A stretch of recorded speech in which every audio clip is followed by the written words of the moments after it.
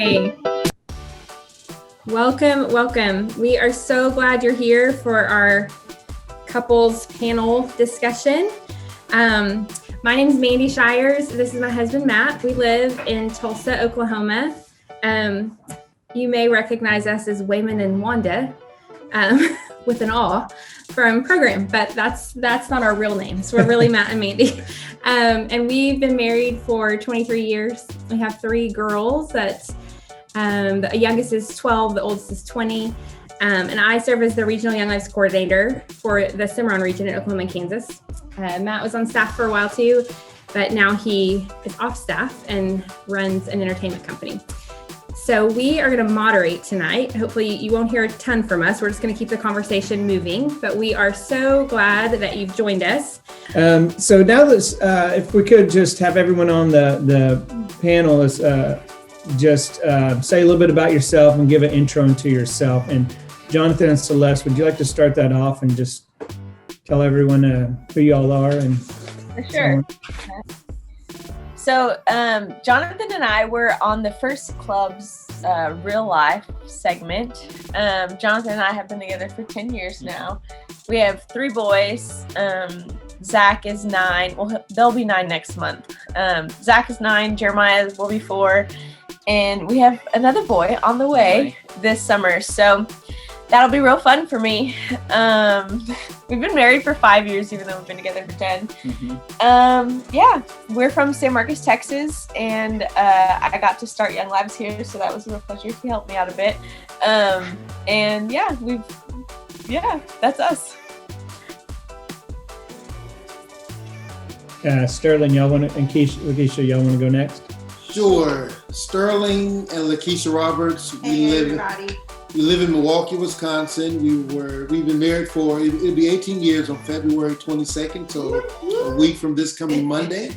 And we have 3 boys. The oldest is 14, Sterling Jr., Bryson is 11, and Jordan is 7.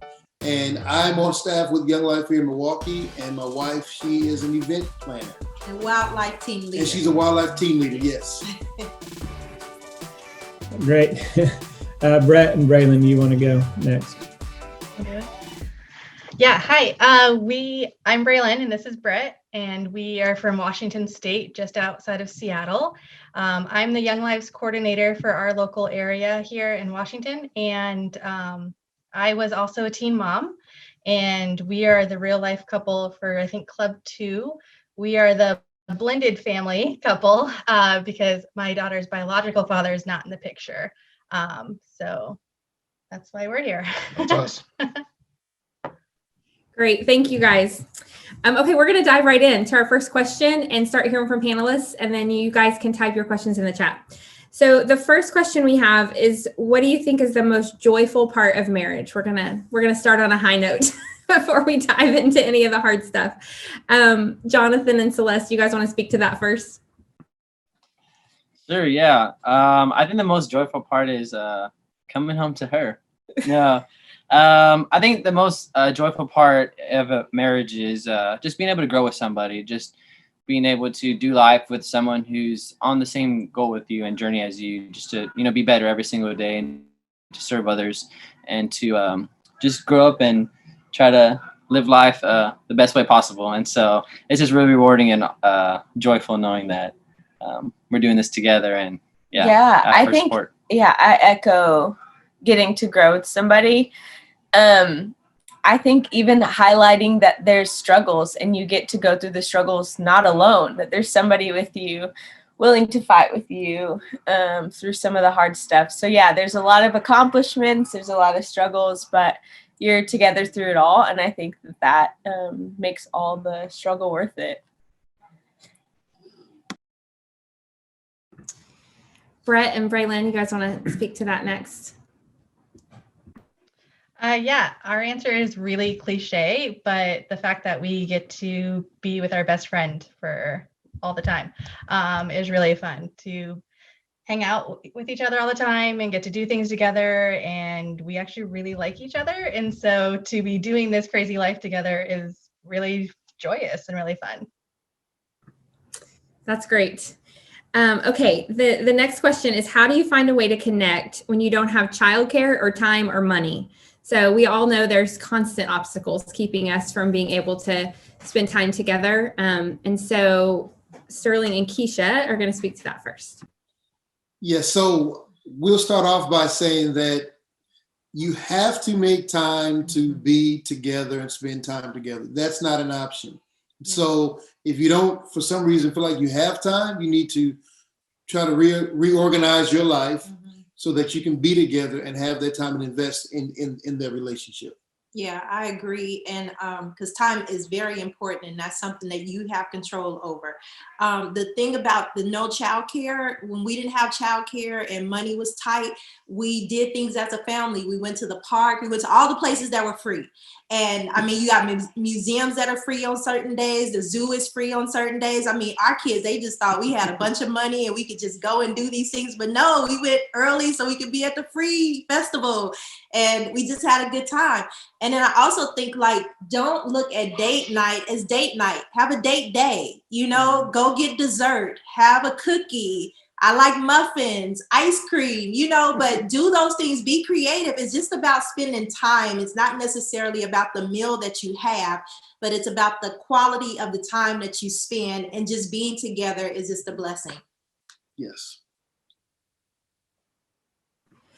Great. Jonathan and Celeste, you can add to that.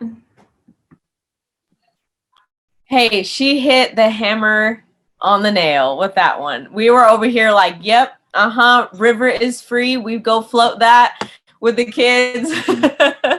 I mean, everything that she said we agree on. And I would just also add Netflix. We can get up on some novellas for sure on Netflix. That's great. Hey, I love to drive around and look at houses, and that's free if you have gas. You know, like even at like Starbucks or some coffee, like if you got $10 and some gas, that's a great, you can put your kids in their car seats and just drive around and look at houses and think about the things you like and dislike and neighborhoods you like or don't like or whatever. And that's a cheap date. And you can do that anytime. Okay, the next question, we're really going to get into it now, finally. How do you handle serious arguments? Which it has already been noted that this could be an entire seminar. We could do an entire panel on just this one. So we're not going to get super deep into this, but how do you handle serious arguments? When is it okay or necessary to walk away? Or when is it okay to agree to disagree? And Brett and Braylon are going to take this one first. Yeah, so as she said, this is a way bigger topic, but the things to really remember is to remember that you're on the same team. Even if you're disagreeing about something, it's still you versus whatever you as a couple versus whatever the issue is, not you versus him. So just kind of remember that and be able to be respectful. I definitely think it's okay to walk away, especially when you're heated and in the moment, and maybe you're not going to hear things well because you were just set that you're right and the other person's wrong. So I think that's okay to walk away, but always come back. That's the biggest thing. Never walk away and just think that you can just sweep it under the rug, because it won't stay under the rug long term. It will always come back. So make sure you bring it back.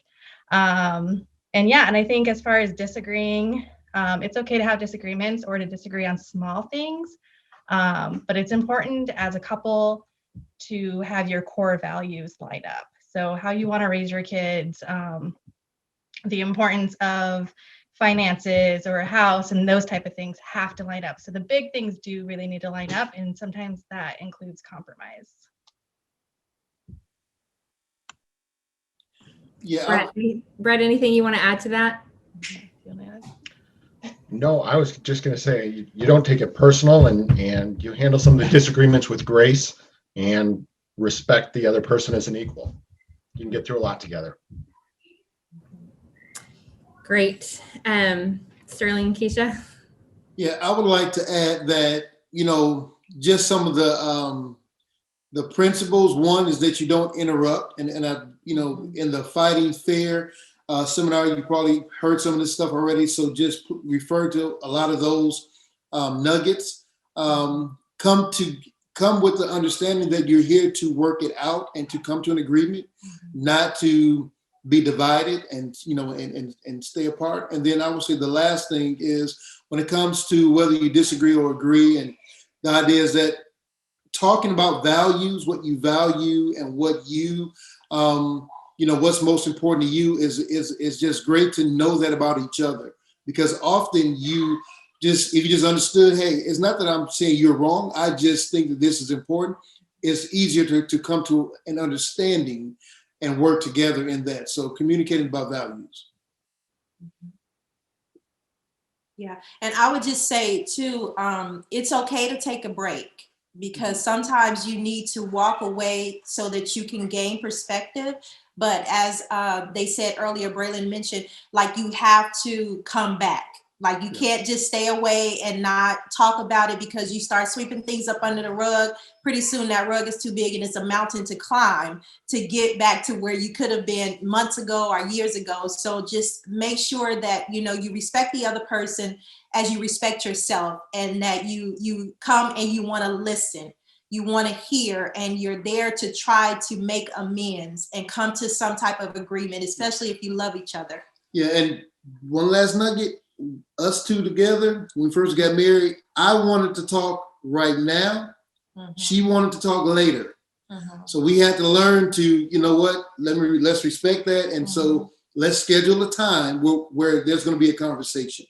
Mm-hmm. And so that's something we have to talk about. So schedule a time if that's what you have to do. But there were times where I had to bend and I had to talk right then. So compromise is a big part of that too. It can't always be my way. Sometimes I have to talk right away because it's important enough that we need to discuss it now. And I don't get the privilege of taking my time.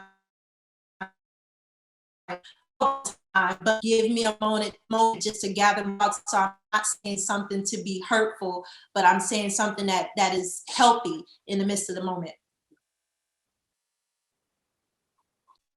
Thank you, guys. I mean, I'll be real honest here as well, and we're kind of the opposite. I'm not really good at coming back to that. I'm not good at. I don't want to talk. I don't want to talk about things like she does, and then once we do, we're like, okay, we got to stop. Kids need something.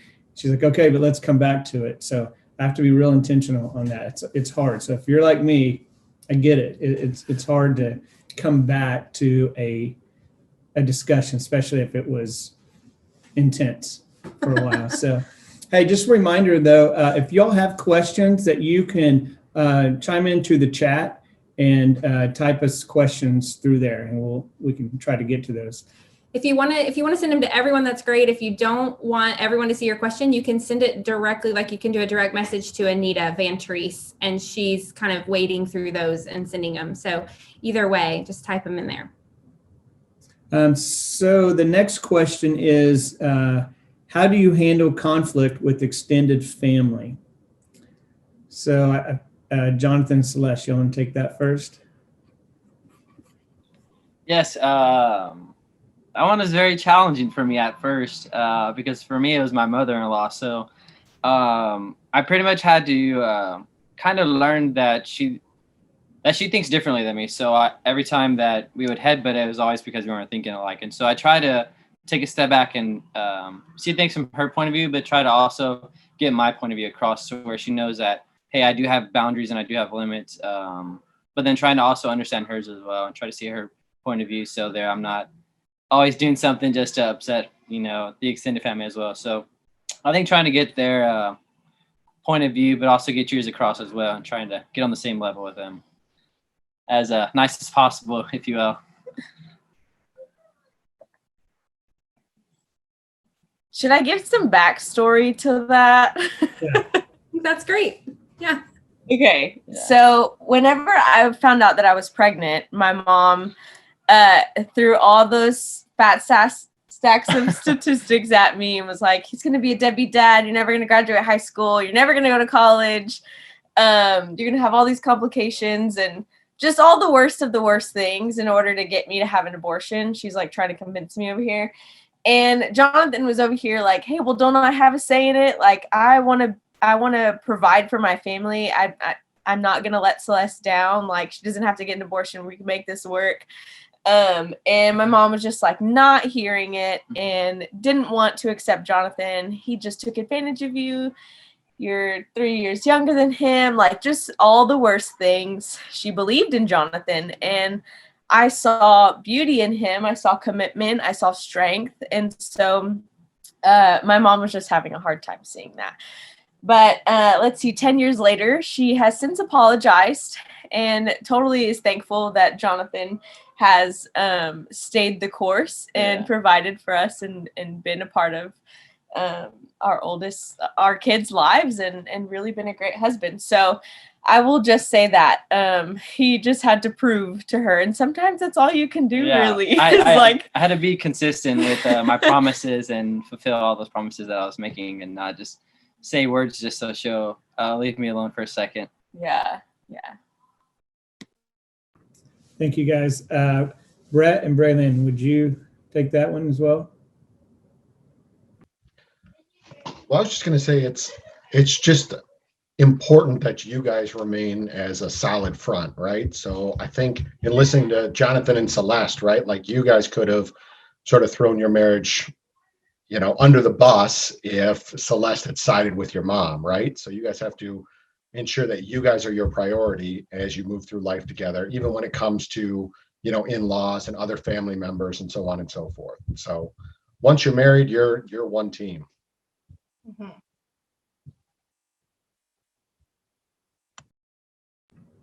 Braylon, anything to add? Yeah, that's pretty much it. Just remember that it's us against everything else, whether that's a problem or other people, or it's always us against whatever the issue is, not each other. That's good. That's great. Good.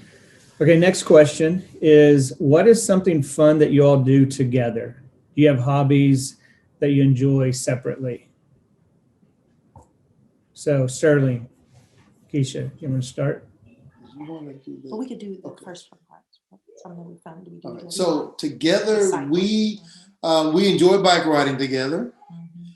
We enjoy eating and traveling, and even with having children, we enjoy spending time with our children together. What else? We watch movies. Yeah, movies. We watch movies and so and then the hobbies that we have separately. I love to journal. I love to watch TV, my television shows. Like, I record them and I watch them over the weekends or whenever I find time. And that's kind of like my me time and my downtime. And then Sterling has. Yeah, I'm golf, bowling, movies. What else? Video games. Yeah, video games. So let's talk about the video games. I was trying to avoid this one. Yeah, so we have a funny story. So we've been married, as Sterling said, almost 18 years next week. But on our first year anniversary, we were at a marriage retreat, and they had like a question and answer section, and it was like, I forgot what the question was, but it had to do with you giving your spouse space, to do what they love. And so Sterling loves video games. And so this is our first year of marriage. And I knew going in that he loved video games, but I didn't know how much he loved video games until we were together. And it was like, oh my God, like the video game was the mistress. I was like, I can't deal with this. This is so hard, but I didn't want to tell him that. So I was suffering inside.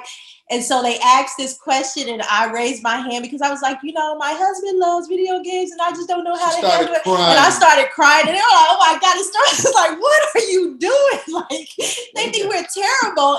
And so, I wanted him to have his hobby, but it was affecting me, but I didn't know how to communicate that without him thinking that I wanted to take something from him. So, yes. We had to learn how to work through that. And we've worked through that over the years. And I go to bed early, so I don't mind if he's playing video games throughout the night because I'm asleep. And I've had to learn to put that aside to make sure I was spending time with her. So we both compromise and worked that. Yes, we did. Yeah. So I didn't take away his video games. He still has them and it's all good. And now he has 3 boys to play them with. I bet they all love playing video games. Now I'm trying to get them off the video game. Yeah. Yes. Okay, Brett and Braylon. Okay. Do you want to start? I mean, we both just give each other time to do our own hobby and activity. As far as stuff together, we find little stuff to do. It's grocery shopping or, doing a quick coffee stand drive-through run or something like that. We're fortunate enough to have a 15-year-old daughter who can watch our 6-year-old son. So we get a little bit of time away and do stuff like that. But and then traveling. If we get a chance to get a weekend or something like that, we'll go boogie out together and leave the kids behind. So yeah, and then as far as separate, we are both individual people who have our separate hobbies. He backpacks and he enjoys that. That's his me time and that's his time. I tried to pretend I like to backpack, but finally got to a level where I'm like, no thanks, you go. So that's his time. He can go without me. That's fine. And then I'll go hang out and grab dinner with friends or something like that. So yeah, we always make sure that we have time together when we can and just squeeze it in little by little, and then also make sure that we have our time apart. Yeah. That's great. I think as a follow-up to that one, are there any boundaries that you guys set as far as hobbies and the way you enjoy your hobbies separately? Are there boundaries you set with who you're doing those with, or friend groups, people at work, anything like that? Sterling and Keisha, you guys want to circle back? Yes. Yeah, we don't go and hang out and do certain things we like with the opposite sex. And so, we're just making sure that we're respecting one another and protecting ourselves from being tempted to stray away. And then we're just constant communication. And if there's a change in something, we're supposed to let each other know, hey, I was going over here, but now I'm doing this right now. So just communication and respecting one another in that way. Yeah, I agree. That's great. Brett and Braylon, anything you want to add to that? No, I just ditto that 100%. I mean, I'd echo that sentiment fully. Yeah.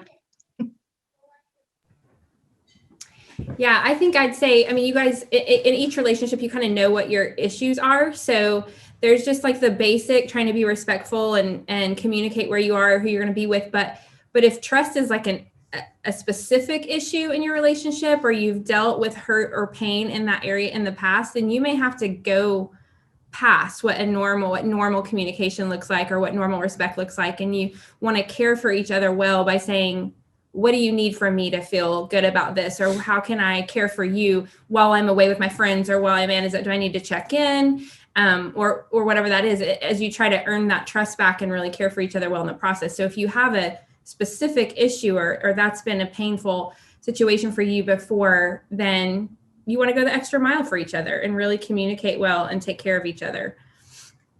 Okay. What is one tried and true thing that you always, let's back up. We had a question on the chat. Let's do that one first, and then we'll come back to this one. So one of the questions in the chat is, how has COVID impacted your marriage? So I'd love for everybody to take that at some point if they can, but is there anybody that has a quick answer to that would go first? We can go ahead and go first. Of course, we can't go out and do the things that we used to do, but it has brought us closer. We are spending much more time together, binge watching movies and all that stuff. And then what we found is that we just enjoy running errands together. She'll have to go to the store and I'll say, hey, she'll say, come with me. And we'll just ride out and be gone 4 hours and just enjoy doing errands, running errands together. So that's just been great for us. That's great. We love a grocery shopping date. With a grocery store. Sometimes it's just better than nothing. And then I don't have to push the heavy cart and we got some time together. It's a win-win. Okay, who else? Who's next? We'll go. Yeah. I would like to say that COVID completely kind of flipped a switch in our marriage. It completely redirected everywhere we were going in our marriage. The first thing that it kind of affected was our communication. That was a big one. So we had to communicate better and get more on the same level and being level-headed with each other. It was very it was crazy that before COVID, we didn't realize how much we didn't fully communicate certain things with each other. Just being Or on the even- go, yeah. just on the go so much, and then having to fully just like stop and everything shut down and you were trapped in your house for so long. And we really learned how to communicate then when we're right in front of each other 24/7. Yeah, I will say the first couple months we were headbutting, trying to get used to this new routine and getting used to being apart but separate so much. And you're like, oh my gosh, what's going on? We're gonna rip each other's heads off. Let's take time apart. So we kind of pretty much had to go through this, question list, something like that, and figure out what was best for us, time apart, time together, and stuff like that. Yeah, I think working out was one of the ways that we really coped in a healthy way over COVID, because it's like, everything was shut down, but the roads weren't. So you can go run for 5 miles and come back. And I think, it's just a great way to get all those like endorphins going in your brain and getting those good chemicals pumping, because there can be a lot of hostility in the house when you're trapped with all your kids and your spouse and you couldn't find any time to get away. So that was really hard. But I will say one thing that we really showed up for each other on was like caring for one another. Like, oh, I can notice that you're stressed today. Hey, let me bust out the massage gun and get you going, and you're relaxed and you're great. And so, I think just showing up for one another was really impactful for our marriage over when COVID first hit, and is still happening. So, yeah. It's great. Brett and Braylon.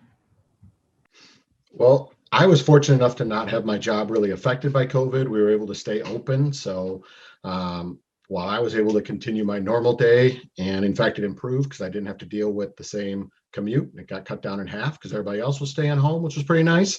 But what I recognized was I would come home, and then Braylon had to take on the additional job duty of not only maintaining her full or part-time job, but also being a homemaker. And then suddenly she had to be a at-home school teacher and activity director for our 2 kids as well. So recognizing that she needed a break from the additional stress that COVID brought on, I think was something that we did pretty well. Yeah, I agree. It was especially hard with the kids getting out of school. We've been out of school for a year next month. They were let out last March and then have not come back.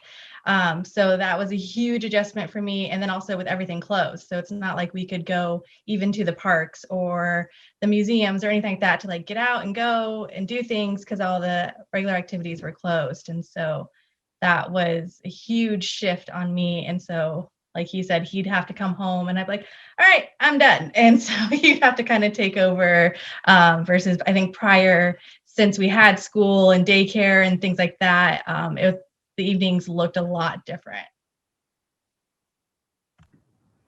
That's great. I think one of the things that we've had to really learn to do is figure out what it is that we need and how to ask for it. Because I work from home. Luckily, we were able, Matt's had some shifting in jobs because he's self-employed, but any jobs he has had, he can do a lot of his work from home. So we've all been home and we're in the same situation as Brett and Braylon. Our kids have been out of school since March. They've been distance learning the entire time. So, and I work from home, which is such a gift, but I usually work from home after everyone leaves. And now I'm working from home with everyone here. There's people everywhere all the time. And so just the lack of privacy and routine has been, we had to, figure out that. But then also, I think just figuring out what it is that you need and asking for it. Like, I feel like my kids and Matt, they will help me if I need them to give me this space or to stay out of this room during this time. They would do that. I just have to figure out that that's what I need and then ask them to do it instead of just staying in that kind of constant state of frustration, but not really paying attention to why. Everyone said it, communication is a big thing, but sometimes for me, it starts with me even just taking the time to stop and figure out what I need and so I can communicate it. Anything you want to add to that? No, that's good. It gets, everybody was on a Zoom call in our house in different rooms. So you couldn't really walk to another room. Everybody can probably relate to this. You walk into another room, you're walking into someone else's Zoom call. So, so instead of, just screaming at someone that come in the room, you say, I need the next hour. No one come in my room. No one come in my space. I mean, that's just an example of one of the needs, but and you figure out pretty quick when you start thinking that way, okay, what do I need? I need you not in my space for the next hour. So, okay. So here's another new question. How do you guys handle the division of like labor or household chores, whether that's like taking care of kids? Brett and Braylon just touched on it a little bit, how you pass the torch at the end of the day and say, I need a break. But what does that look like for you guys as you navigate taking care of kids or loading the dishwasher or whatever it is in your house? Who wants to go first? You'll go. I was going to say it was a family affair. I mean, we included everybody. The little guy, we just handed out more chores, and just kind of divided it up so that no one felt overwhelmed, because suddenly, even though we were at home, we still had more towels, more clothes, and there was more dishes. And so, we just had to kind of divide it up. And I think, we've been pretty good about what we like to do, Sterling and I. And so we're good with that. And we just kind of delegated some of those things to the boys. But we had to kind of figure that out, what works and what doesn't work. And we've made those adjustments. Yeah, our boys are older, so we can give chores. But even when they're younger, there's two things I would say is that understanding that, that we're all tired. And so we need to recognize that, hey, I know she's tired, so it doesn't mean, so I need to make sure that I am doing things so that she can rest. She recognizes that I can be tired, so she does things so that I can rest. And just looking, just caring for each other and recognizing there's no one who's just doing nothing and have all the energy in the world to do everything else. Yeah. So just caring for each other in that way. And I would say we tell our kids we're all contributing to our household. Like, part of your job is to go to school. Dad's job is to go to work. Mommy goes to work, but this is your contribution to the family. And I think that teaches them also to know that they'll be contributing to society one day, but you have to teach them, in the home. It teaches them work ethic. Mm-hmm. Yeah, I totally agree. Kids can do more than we think they can sometimes. For me, it does require that I let go of control a little bit as far as how it gets done, or, like I have to resist the urge to go behind people and redo things or to criticize the way they do things, because that's not helpful to anyone. But they can do more than we think they can. And they do feel like they're part of the family when they're helping. Who's next?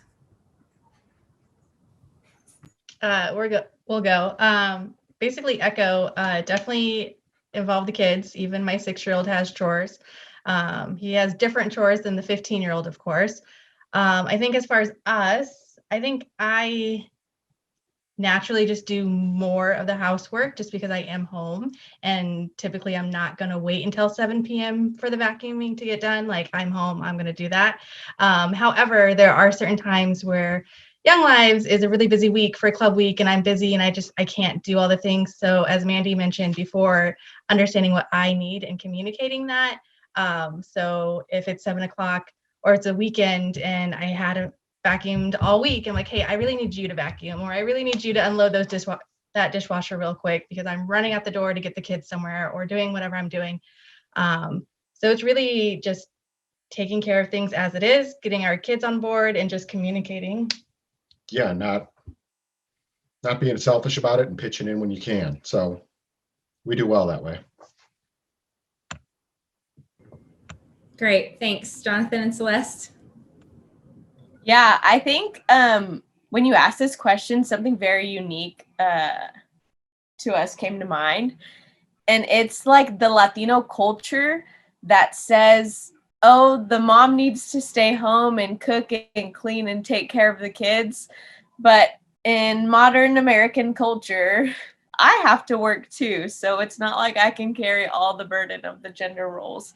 And so that's something we've really had to fight with, like the culture that we come from and, like, all the stuff that was inflicted on us, like, hey, these are your expectations. And, Jonathan's going to be the breadwinner, and he's going to come home to some tacos and to the kids in bed or whatever it is. And I'm like, oh, he's going to help out.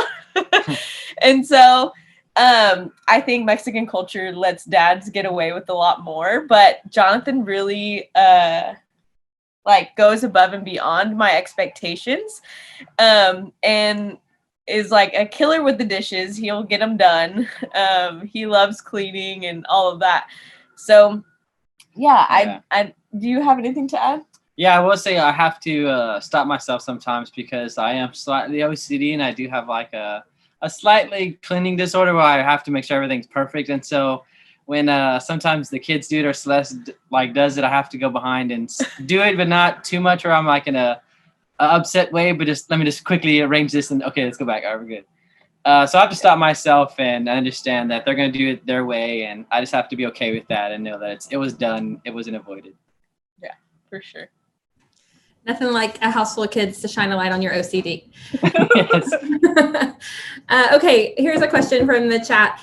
How important is it for you guys to separate personal dates from family dates? So some people think if you're doing family dates, then you've dated, you've spent time together. But is it important to separate those two, and why? Sterling and Keisha, you want to jump in first? Yes, it's important to separate the dates because before you had children, you had a relationship. And the most important thing that your kids need is to know mommy and daddy love each other and are together. And so you have to cultivate that. You have to invest in that because kids will take up that time. And one day your kids will grow up and they'll be older and then they'll be leaving the house. And then mommy and daddy trying to figure out, do we still love each other? And what do we do with each other? So you keep that, your relationship together is the first and most important relationship. Prioritize it and invest in it. You need time together without kids. Yeah, and don't be the one in the relationship to say, we spent time together. No, we spent time together with the kids. There's a difference. And so recognize that difference. I'm guilty. Yeah, exactly. Recognize that difference and just take those small moments when the kids are gone to bed. Take 30 minutes just to catch up and spend time together, pull the ice cream out or whatever. Or if it's early in the morning, take time to pray together or talk, whatever it is that you feel you want to do. But just take those small moments because it's about the quality, not the quantity. That's great. Brett and Braylon, do you guys want to speak to that? Yeah, just to echo exactly what Sterling said, I think we always say this even to our kids, like, we actually come first. And they're always like, what are you talking about? What do you mean we should come first? We're like, no, actually we should come first because you're going to go and do your thing when you grow up and you're going to have your husband and wife and you're going to be first. But yeah, I think we touched base about this earlier, but just the at-home dates, just finding little pieces to be together. Friday night puzzle night is a big thing for us. Once the kids are in bed, we're really old people over here and we like puzzles. And so we will just put up our puzzle thing on Friday night and just do our puzzles on Friday night after the kids go to bed. I think bedtime is really, really important. Making sure that the kids are in bed for their time. Our 15-year-old, she goes at least in her room by a certain time. And so then we still actually have that time. So it's not like we're wrestling kids until midnight and then just falling down. Like we always make sure that we do have that time at the end of the night, or if you're morning people, get that up before they get up, just anywhere you can. Yeah, and I think just maybe not necessarily, I think you, Sterling said, quality, not quantity, right? I mean, I think we do a pretty good job of just sort of, I don't know, quote unquote, flirt with each other throughout the day, right? Or send somebody a text message and just let the other person know that, they're important, or, hey, I love you right now. And it's 3:00 in the afternoon or something like that. So that's kind of how we maintain each other as priority. That's great. Jonathan, Celeste, anything to add to that, separating that time? Yeah, I would say Jonathan is off like set days out of the week. So Friday and Saturday. And it's like at the beginning of the week, we'll plan, hey, this day we're going to set aside to go on a date together, whether that's during the day, we're going to take a day trip or go on a hike together, or spend, if we're low on funds, it's, hey, we're going to go on a hike. If we're not, then, hey, we're going to Red Lobster, baby. Like, but yeah, I think just making it a priority to spend time together, because it's like, yeah, we go to the zoo with the kids. Oh yeah, we go to the river with the kids, or, oh, we're doing puzzles with the kids, or playing tag, or, I mean, there's lots of time to be with your family. You need to be intentional about making time for each other. So yeah. That's great.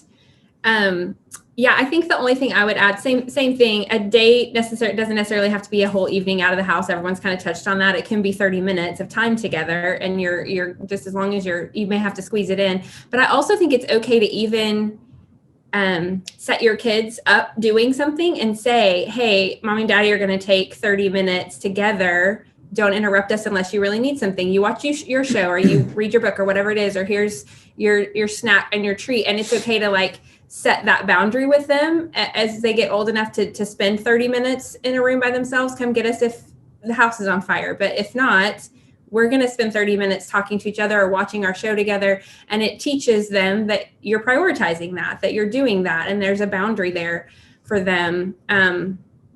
So obviously after kids go to bed is like, that's golden hour. And sometimes that's the only time you see each other all day. So you definitely take advantage of that. But I think if you can fit that in sometimes where the kids know and see that it's happening, that's good too. Okay. Yeah, definitely come and get us if the house is on fire, or if someone's bleeding. That's another good rule there.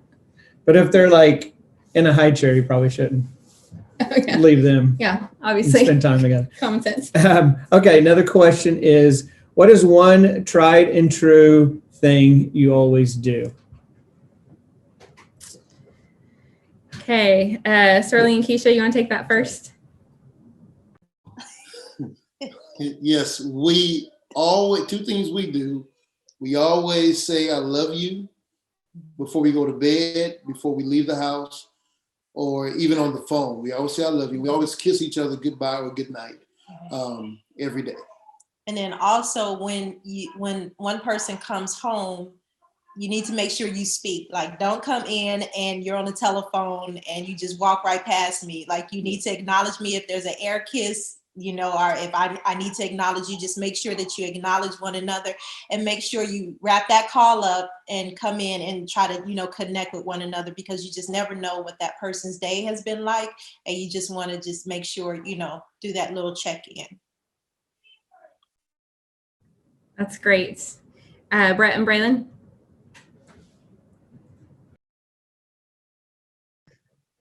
Sorry, I'm having technical difficulties with my mute button.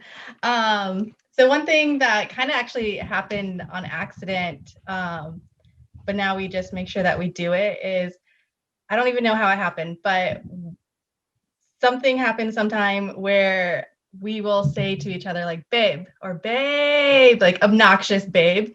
And that's kind of like our I love you. And so that happened like years ago, and I don't know how it happened. But so now we will text each other throughout the day, just a random, it's 2:00, and I will just get a babe with like 5 A's text message. And that's I love you. And then, somewhere random, 8:00 or whatever time, I will just text him babe or baby, and we just mix it up, or send a meme that says babe or baby or something.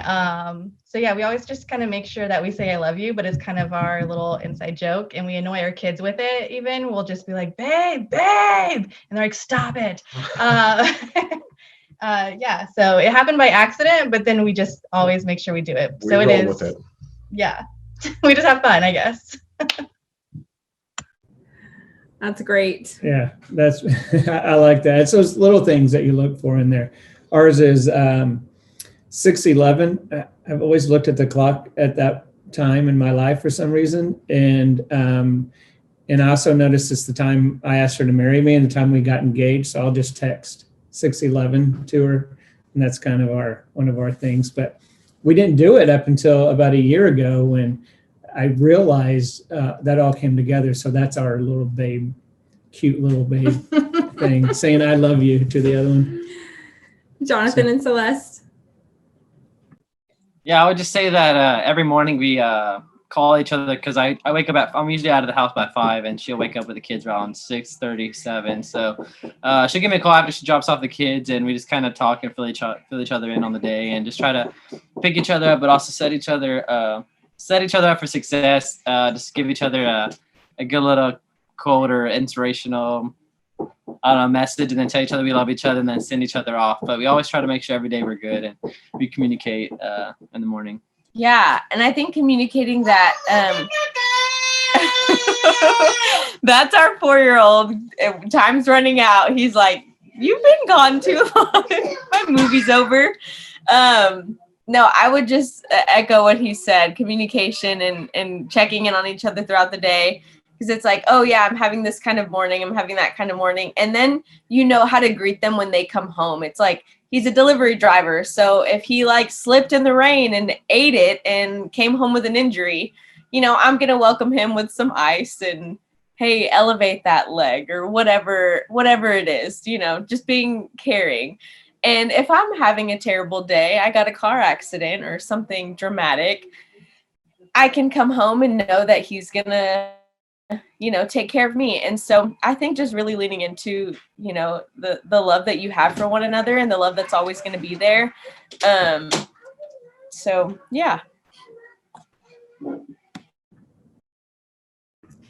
That's great. I think the thing that we always do, we heard this somewhere early on and we've stuck with it, a couple of things similar to the Roberts, like when we wake up in the morning and we go to bed at night, we make sure that we like look at each other and greet each other, good morning, or I love you, or whatever. But there's times at night if we go to bed at different times, especially, or if we may even be like, there may be tension, we may be arguing, we may have had a hard night with the kids or whatever, but it's still like that last thing before you go to bed at night, like looking at each other and saying, I love you, good night, not letting it just be like, whatever, you're on your own, good luck.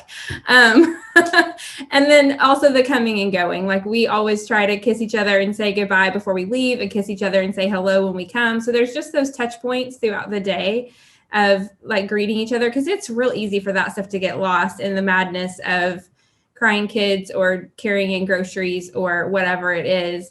But just always greeting each other first when we come in, or making sure we connect before we leave. And that's I'll be honest, that's not always easy. If we're mad at each other, sometimes I don't feel like looking at her and saying goodbye or I love you. Like, what? I mean, that's just real. Who would not want to say hello or goodbye or I love you? That's just real talk. But I do feel that way. So I do want to say that. And there's times where I'm like, you know what, I'm mad, but I do love her and I don't want to be mad at each other. And I will say it, and it takes a little bit off of me. I feel a little bit better about saying that. And I can tell when she looks at me, she's like, thank you for saying it, because I don't like you right now, but thanks for saying it to me. Yeah. Okay, we just have a few minutes, but let's do one more question, have a couple people answer one more question, and then we'll wrap up. Anything that you want to share about finances, how you handle them, how you divide the responsibility of it or the communication of it? How do you handle it when things are tight? I mean, when it's a hard or a tense or stressful topic. Sterling and Keisha, could you guys speak to that? I know we just threw that at you, but. Oh, no, it's no problem. A lot of what we learned even before getting married through premarital counseling is that it's really about communication and having values and principles and being together on that. And then having a budget. You got to have a budget. You got to have financial goals. You have to agree on what's important and what's not. Yeah. And then I would say that our finances, what's mine is hers, what's hers is mine, is one account, and we do everything together. The one thing that helped us regarding just how like having individual money to spend is that we have a certain amount that we call an allowance, that she has her amount, I have my amount. We've had this even when we had very little. Mm-hmm. And If she wants to go buy a car, she can buy a car with that little amount. With her allowance. With her allowance, and she did not spend nothing more than that. And same for me. That way, it's not a matter of you can't buy this and you can't go here. There's no, hey, just you have your amount of money, and just do whatever you want to do within that amount. And everything else, we're together on how we're going to spend it. So yeah, transparency, and Dave Ramsey was our friend. Yes, Dave Ramsey. That was so helpful to us to get rid of just debt that we had, unnecessary spending, and it just helped us to just prioritize and get things in order. And that's been very helpful for us. And we have very much prospered since then in making sure that we do that. So. That's great. Munoz's or Brett and Braylon, do you have anything to add? Who wants to answer that? Yeah, I think not making any irrational purchases. That was me in high school. I mean, we've been together since I was 14. So as soon as I got my first job, I was like a kid in a candy store buying baby clothes until we didn't have any more money. So that was one thing. I had to stop impulse buying. And it's been really hard, but I consult with Jonathan whenever I want to impulse buy, and he'll give me the green light or not if I'm being reasonable.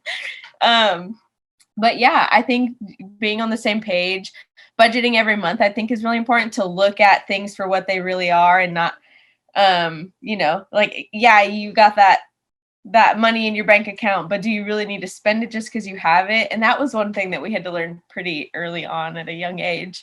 And just saving up for emergencies is something that, coming from a family in poverty, like we never had. It's like everyone around us had to have a GoFundMe if they had a funeral, or have benefits and things like that. So we really had to realize, oh, we need life insurance, or, oh, we need car insurance. Like those things may seem like, oh, that's normal. I learned that in my family, but some people don't. And so having to learn things that you didn't learn growing up was really different for us. So yeah. Yeah, and it was cool just learning to communicate with Celeste and knowing that our money's like shared together, not separate. So I didn't have to worry about hiding my money or not letting her know how much I had saved and stuff like that. So being able to communicate fully and working together with Celeste. And anytime we try to have like a big purchase, whether it's over like $50 or something, we would make sure we communicated with each other and make sure that was like a responsible purchase and not just impulse buy. Yeah, for sure. Yeah, that's all good advice. Coopers, do you have anything you want to add to that? Yeah, I think echo everything they said. We're big fans of the allowance thing. But then also just recognizing as a couple and then individually your strengths and weaknesses. Like Celeste was saying, I grew up in poverty, so my money management skills is not great. And I know that. I'm very much it's burning a hole in my pocket kind of thing. If I don't spend it, then it's going to magically disappear kind of thing. That's just kind of a mentality that I've had to really work on getting out of. So recognizing that I do not balance the checkbooks, he does, just because, but it's not like he's in control of all the finances. Again, I have full access to everything. It's our money, it's our pile. However, he's just better at, hey, I need a receipt. And I'm like, what do you mean you need a receipt? Just throw the receipt somewhere in my purse. I don't know. So just recognizing that I am not the one to be keeping the receipts, because I just don't, and giving that role to him, not because of any gender role, just recognizing our strengths and weaknesses. And then also just always communicating. Another strength and weakness is that I know when kids have ballet lessons or swimming lessons, or hey, we have to have money for Easter baskets. And he's like, what do you mean Easter baskets? Like, it's like, yeah, this happens every year. So that's kind of what I bring to the table, to make sure that he's aware of all the little finances that he just doesn't really think about. So communication, as everybody said, but then also we both bring different things to the table, and that's a good thing. Yeah, I don't really have anything to add to that. She pretty much summed it up 100%. That's great. Okay, we're at the end of our time. This has been great. We have a raffle. Like I said, there's a prize we're raffling off. And so Meredith has gotten all the names and done the drawing, and the raffle prize is a $200 gift card to Walmart. So that is a great prize, $200 to Walmart, and it will come from your Young Lives leader. They will have it in your area. But the winners are, drum roll, Emily and Gio from North Orange County in California are the winners. So a $200 gift card to Walmart. So your Young Lives leader will have that and get it to you. Congratulations. That's a fun prize. Okay, Matt's yeah, you're welcome. Congratulations. That's so fun. Matt's going to pray real quick, just a blessing over us, and then we'll be done. Yeah, but before that, I just want to say this, that everyone on the panel here has a story, and we've been given really good answers, and a lot of those answers come from experience.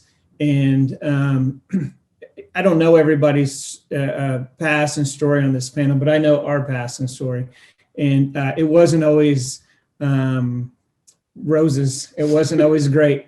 And matter of fact, there's some really hard, really hard times that we have gone through, and we still have challenges along the way. I just don't want people to think like, oh, this is a great panel, they got it figured out. We don't have it figured out. We're just trying to figure it out as well. We just want to give some advice to others to help you try to figure it out. So, and I think everybody on this panel is available to you outside of this. If you have something that you've heard in their real life stories or on this call that you want to speak to them directly about, that you didn't feel comfortable talking about in this setting, I am 100% certain they would all be willing to FaceTime with you or have a call with you to talk about anything that you're going through. So use them as a resource if you need them. Yeah. So let's pray. Jesus, thank you for this time. Most of all, thank you for your love, for your unconditional love. But Lord, thank you for putting this time together for everyone here. Lord, I just pray over everyone that is hearing us right now. Lord, I pray that they remember this and that they will pull out some nuggets of information that will help them. Lord, I just pray that you bless us. And Lord, we love you. And we just pray it all in your name, Jesus. Amen. Amen. Hey, thanks for joining us.